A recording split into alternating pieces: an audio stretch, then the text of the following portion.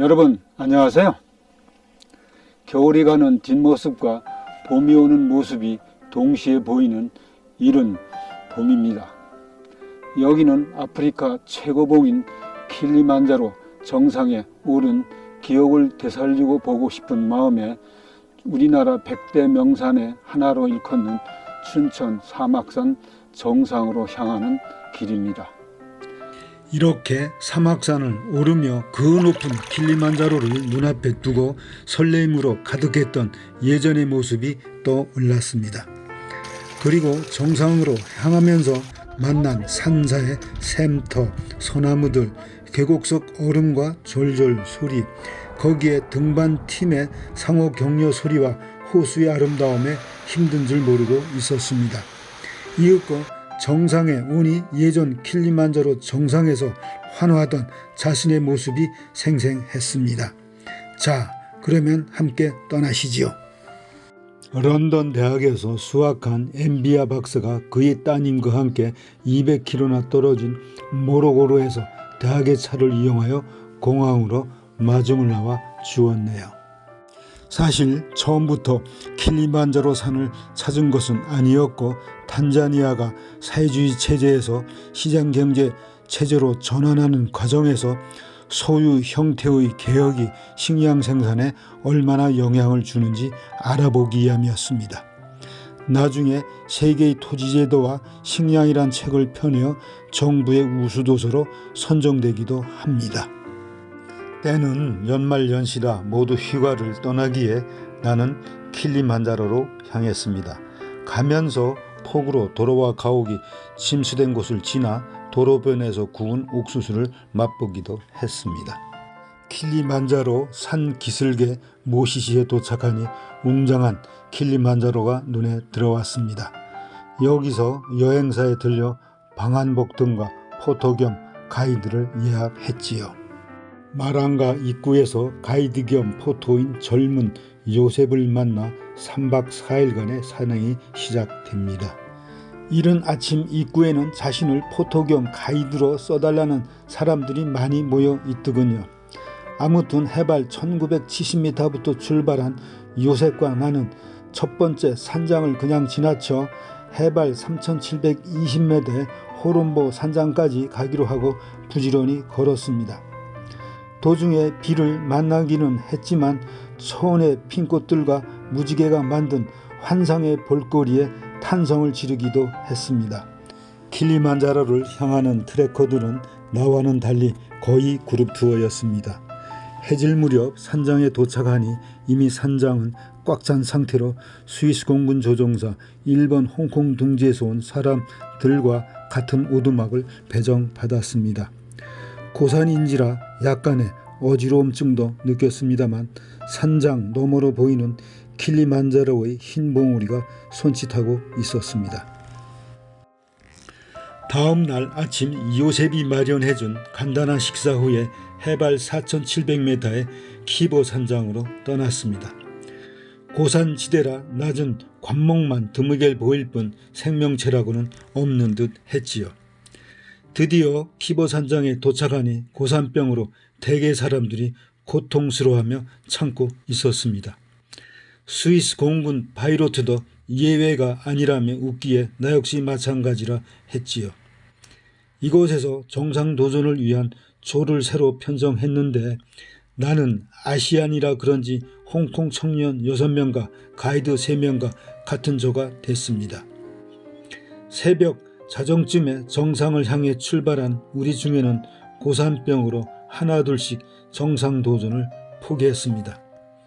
마지막 남은 홍콩 청년도 머리가 너무 아파 가이드와 함께 하산하겠다고 했지요.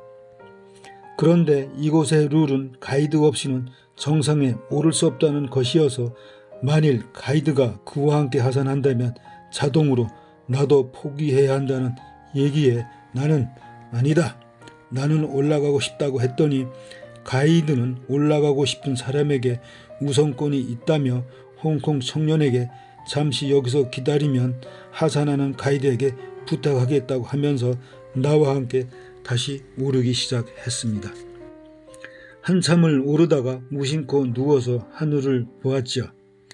맑게 갠 하늘의 별들을 보는 순간 너무나 거룩하게 보여 지상에 재 많은 인간인지라 감히 똑바로 하늘의 별들을 쳐다볼 수 없었습니다.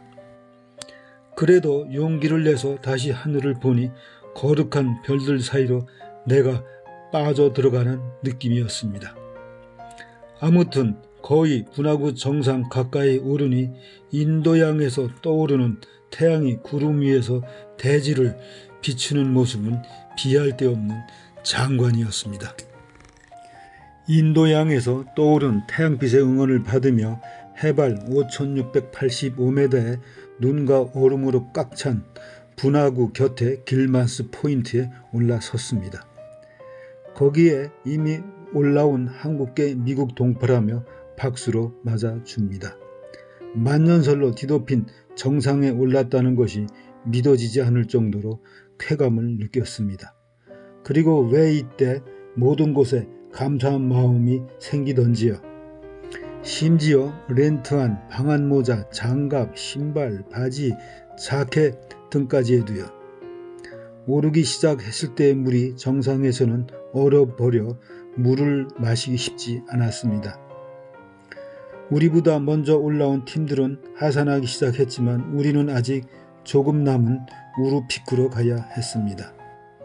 이렇게 정상을 오르고 다시 하산하다가 얼음 위에서 미끄러져 큰 사고로 이어질 뻔했으나 다행히도 가까스로 위기를 면하기도 했습니다.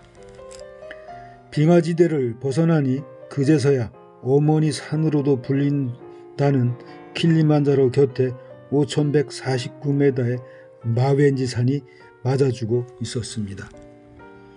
다시 키보 산장에 내려오니 가이드들이 나에게 엄지손가락을 펴보이며 코리안 넘버원이라고 축겨 세웠습니다. 홍콩 청년들과의 산행 이야기가 그들 속에 이미 희자되고 있었기 때문입니다. 여기서 다시 요셉과 만나 하루를 같이 묵으며 무사히 하산했지요. 고마운 표시로 그에게 특별 팁을 지어 주었습니다.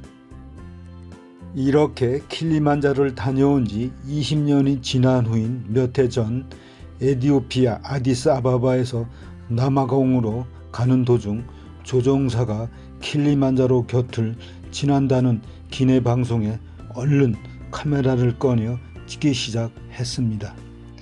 그런데 놀랍게도 말로만 듣던 정상의 눈이 하나도 안 보인다는 사실은 충격적이었습니다. 기후변화와 지구온난화로 인한 환경재앙이라고도 할 수 있겠지요. 그러면서 이것이 이 지역 농업에 큰 영향을 줄 것이라는 걱정이 앞섰습니다. 인도양에서 수증기를 머금은 비구름이 몰려오다가 높은 킬리만자로에 걸려 비를 뿌려 산 아래 저지대에서 논농사가 행해지고 있다는 것을 알고 있기에 산상의 저수지인 만년설이 없어진다는 것은 이 지역사회도 재앙으로 이어질 수 있다는 우려가 앞섭니다. 그리고 미네랄이 풍부한 물이 킬리만자로의 지하로 파고 들다가 산록에서 솟구쳐 올라와 주민들에게 좋은 식수원으로 쓰이고 있다는 사실입니다. 더 큰 문제는 물 공급원인 킬리만자로가 제 역할을 못한다면 저지대의 목축업과 농업은 정말 큰일이라는 생각이 듭니다. 자, 어떻게 해야 할까요? 이 지역의 문제로 보이는 자연재해, 에이즈, 농업 생산 등등에 관한 자기 생각을 나타내는 킬리만자로 맥주 타임을 가져보았습니다. 사실 예전부터 해밍웨이 작품을 좋아했다. 그는 스턴트맨보다도 더 현장에 몸을 던졌기 때문인지도 모른다. 이번 영상 편집을 위해 다시 그의 단편 소설인 킬리만자로의 눈을 읽고 영화도 보았다. 그래서 시간이 좀 걸렸다. 눈으로 뒤덮인 아프리카 최고봉 서쪽 마루에 얼어붙은 한 마리 표범 시체가 누워 있다. 그렇게 높은 곳까지 그 표범이 무엇을 위해 왔는지 지금까지 아무도 설명해주는 이가 없다는 말이 노래로 불러지며 해자된 탓에 25년 전인 1997년 그곳을 다녀왔을 때 지인들은 한결같이 정상의 표범 흔적을 보았느냐고 농담삼아 물어오곤 했다.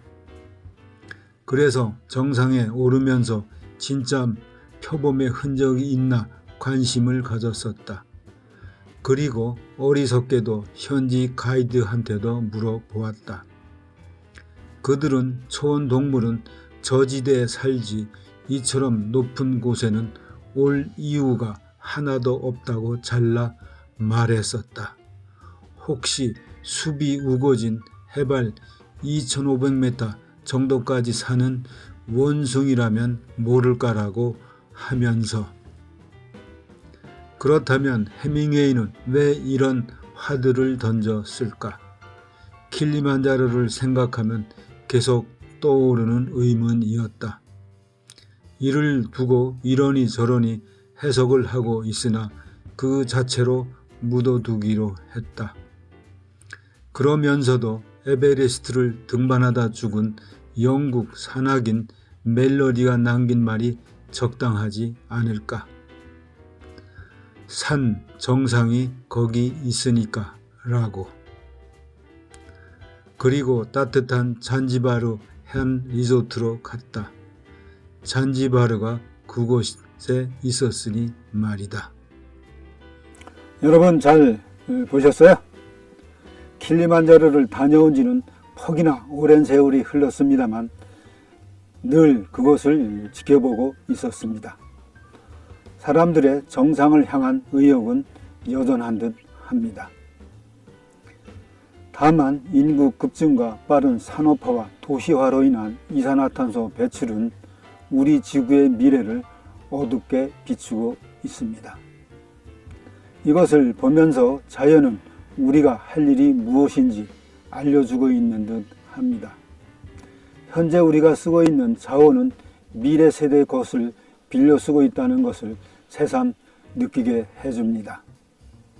자, 그러면 또 뵙기로 하고 여러분의 건강을 기원합니다.